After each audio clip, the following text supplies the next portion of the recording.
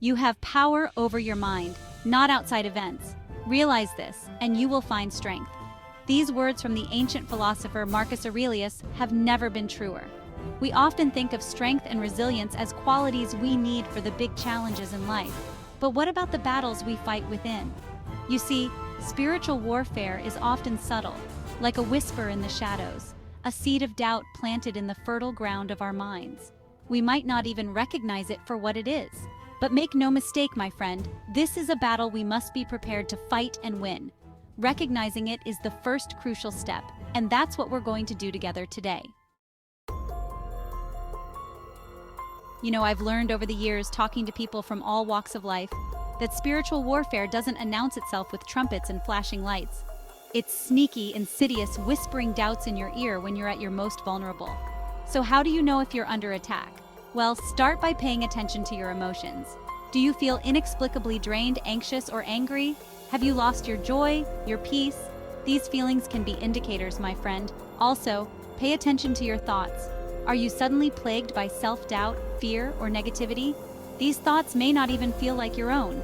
Remember, in the words of Maya Angelou, you may encounter many defeats, but you must not be defeated. Now, I know some might find this next part a little uncomfortable, but it's crucial we address it head-on. To effectively combat an enemy, you need to know who or what you're dealing with, right? In spiritual warfare, the enemy isn't always a horned devil with a pitchfork. Sometimes it's the negative self-talk we allow to take root in our minds. It's the toxic relationships we hold on to. It's the unforgiveness we harbor in our hearts. Sometimes it's the external forces of negativity that bombard us daily. The violence in the news, the cynicism in our communities, the constant pressure to achieve and acquire. These forces can chip away at our spiritual armor if we're not careful. Recognizing the signs of spiritual warfare and identifying the enemy are important first steps, but knowing how to protect yourself is vital. One of the most effective weapons in our arsenal is prayer. And I don't mean just reciting words from a book, but pouring your heart out to a higher power, expressing your fears, your doubts, your need for guidance and strength. Surround yourself with positive energy. Read uplifting books, listen to inspiring music, spend time in nature, and cultivate relationships with people who uplift and encourage you. Forgiveness. It's a word that's often misunderstood, even feared. We think it's letting someone off the hook for their actions, but true forgiveness is about freeing yourself. Holding on to anger, resentment, and bitterness only hurts one person in the end, and that's you. It's like drinking poison and expecting the other person to die. Now, I'm not talking about building physical walls or stockpiling weapons. The battlefield is your mind, and the strongest defense you have is a resilient spirit.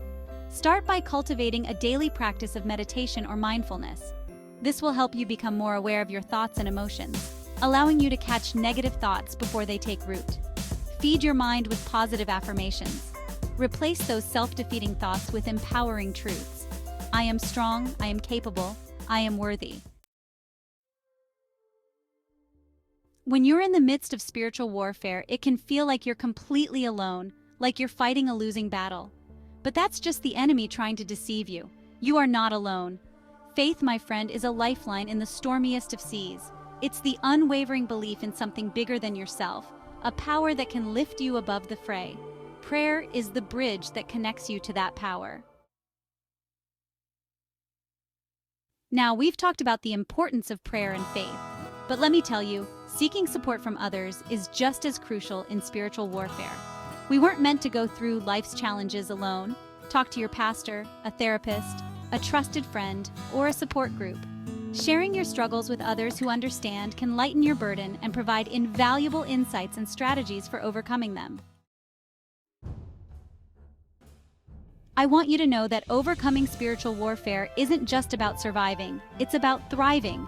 It's about emerging from the battle stronger, wiser, and more resilient than ever before. Remember, every challenge, every attack is an opportunity for growth.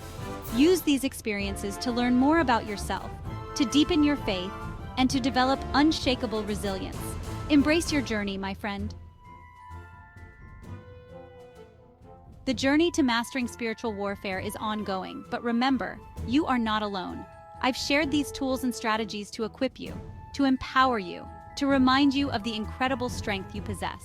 You are a warrior, and victory is within your reach. Stay vigilant, my friend, stay proactive.